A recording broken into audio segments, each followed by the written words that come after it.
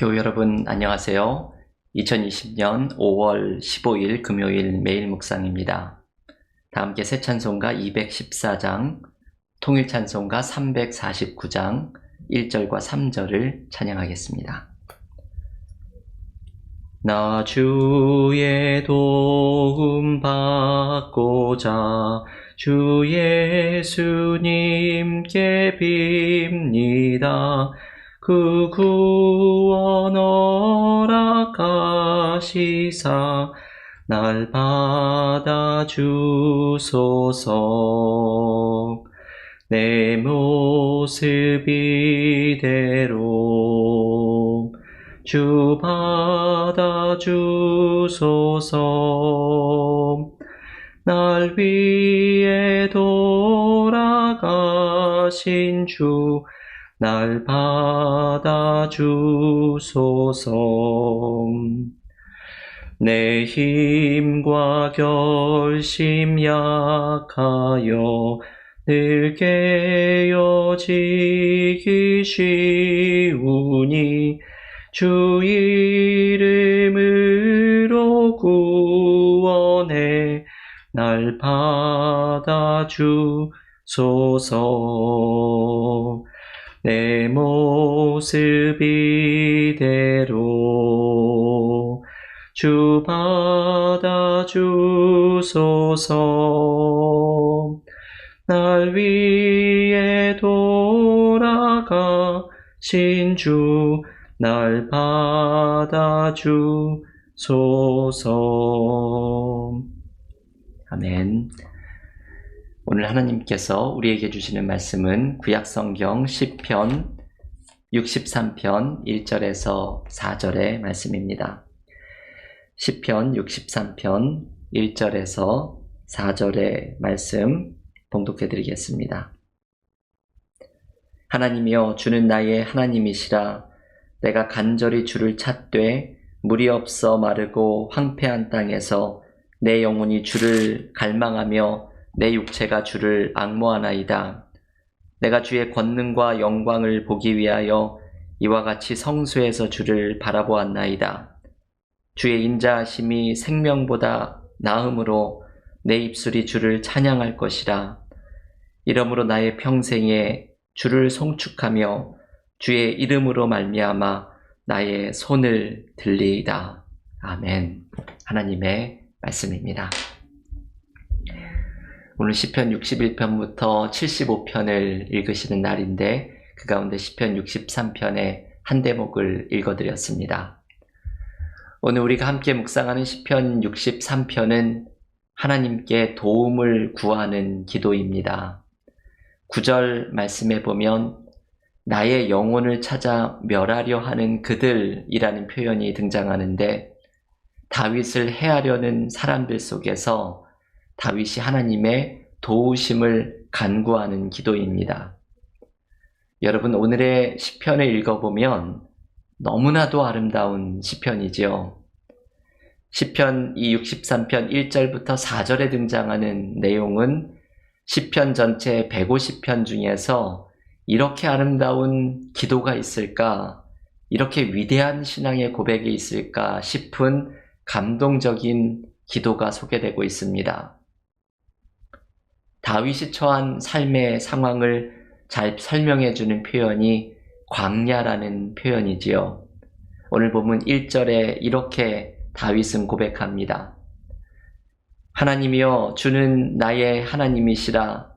내가 간절히 주를 찾되 물이 없어 마르고 황폐한 땅에서 내 영혼이 주를 갈망하며 내 육체가 주를 앙모하나이다. 다윗은 삶의 어려움 속에서 하나님을 간절히 찾고 있습니다. 자신이 처한 삶의 상황을 물이 없어 마르고 황폐한 땅이라고 표현합니다. 여러분, 우리가 이 표현을 절감할 때가 있습니다. 나의 삶이 정말 물이 없어 마르고 황폐한 땅과 같은 때를 경험하는 순간이 있습니다. 그 속에서 내가 할 일이라고는 그저 하나님만 바라보고 하나님께만 도움을 구할 수밖에 없는 순간입니다. 그런데 여러분, 오늘 시편은 이 광야에서 물이 없어 마르고 황폐한 땅에서 하나님의 도우심을 바라고 있을 때 다윗이 중요한 것을 깨달았다고 말합니다.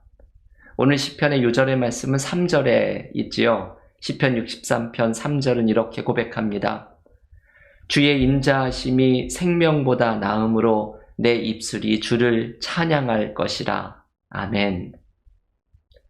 저는 대학 때 찬양의 은혜를 많이 경험하였습니다. 찬양팀으로 섬기고 또 찬양에서 은혜를 많이 받으면서 제가 대학부를 다니면서 좋아했던 찬양 중에 하나가 이 시편 63편으로 지어진 찬양입니다.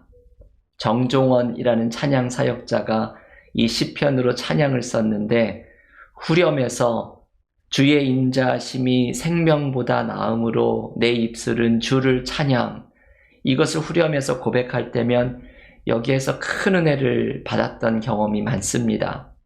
이 후렴을 반복하는 동안 마음속에 이 시편의 고백이 다가오는 것을 느꼈습니다.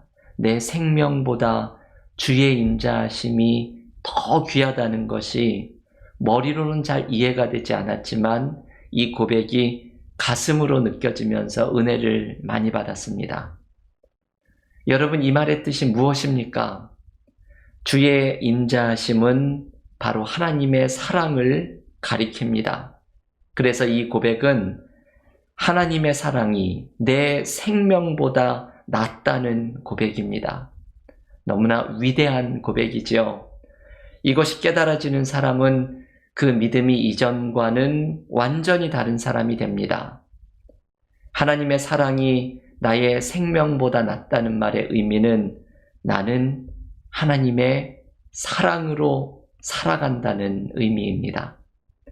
하나님은 사랑으로 나를 인도하시고 하나님은 사랑 가운데 나를 불쌍히 여기십니다. 하나님의 사랑에서 나를 끊을 수 있는 것은 아무것도 없고 내가 살아가는 것은 하나님이 사랑으로 나를 돌보아 주시기 때문입니다. 그래서 우리는 고백합니다. 주의 인자심이 생명보다 나음으로 내 입술이 주를 찬양할 것이라. 심지어는 죽음의 순간에도 하나님의 사랑의 손길이 우리와 함께합니다. 죽음 이후에도 우리는 하나님의 사랑의 품 안에 거하게 됩니다. 그래서 우리는 고백합니다. 주의 인자하심이 생명보다 나음으로 내 입술이 주를 찬양할 것이라. 다윗은 황폐하고 메마른 광야에서 이것을 발견합니다. 하나님의 사랑이 생명보다 낫다. 나는 하나님의 사랑으로 살아가는 존재이다. 이것이 다윗이 발견했던 희망입니다. 초대교회는 시편 63편을 특별히 좋아했다고 합니다. 심지어 순교의 순간에도 이 시편을 고백하였다고 합니다. 여러분 한번 상상을 해보십시오. 순교를 당해 죽어가는 순간에 이 시편 63편을 기도합니다. 주의 인자하심이 생명보다 나음으로 내 입술이 주를 찬양할 것이라. 이 고백을 드릴 수 있는 것은 사도 바울이 로마서 8장에서 고백하듯이 죽음조차도 나를 하나님의 사랑에서 끊어놓을 수 없다는 고백을 하기 때문입니다. 여러분, 삶의 비밀은 바로 시편 63편 3절의 말씀 한 말씀에 담겨 있습니다. 인생은 하나님의 사랑 안에서 살아가다가 죽은 후에는 하나님의 사랑의 품 안에 안기는 것이기 때문입니다. 교우 여러분, 요즘 우리는 다윗처럼 물이 없어 마르고 황폐한 땅에 서 있습니다. 하지만 우리가 믿음의 눈을 들어 하나님을 바라보면 발견하게 됩니다. 하나님의 사랑이 우리와 함께하고 있습니다. 우리를 사랑하시는 하나님의 돌보심이 우리와 함께하고 있습니다. 그래서 우리는 고백합니다. 주의 인자하심이 생명보다 나음으로 내 입술이 주를 찬양할 것이라. 아멘.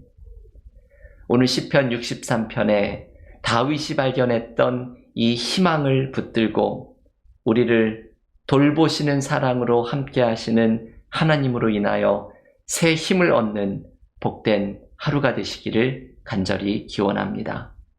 다 함께 기도드리고 각자 삶의 자리에서 성경 통독과 기도로 경건의 시간을 이어가겠습니다. 기도하겠습니다. 하나님, 우리의 삶이 메마르고 황폐한 광야와도 같습니다. 삶의 희망을 발견하기 어렵고 삶에서 경험하는 문제 속에서, 특별히 코로나 사태의 어려움 속에서 하나님 앞에 신음하며 우리를 도와주시기를 간구하며 나아갑니다. 오늘 다윗이 황폐한 광야 속에서 발견했던 희망을 우리의 삶의 희망으로 붙들고 나아갑니다. 주의 인자하심이 생명보다 나음으로 내 입술이 주를 찬양할 것이라. 하나님의 사랑이 나의 생명보다 낫고 나는 하나님의 사랑으로 살아가는 존재임을 고백합니다. 오늘도 우리의 황량한 광야와 같은 삶 속에서 나를 돌보시는 하나님의 사랑이 함께하고 계심을 믿고 의지하며 하나님의 사랑으로 살아가는 존재인 내가 이 말씀 속에 희망을 발견합니다.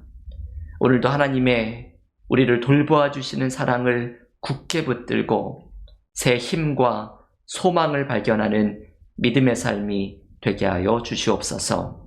이 모든 말씀 예수님의 이름으로 기도하옵나이다. 아멘.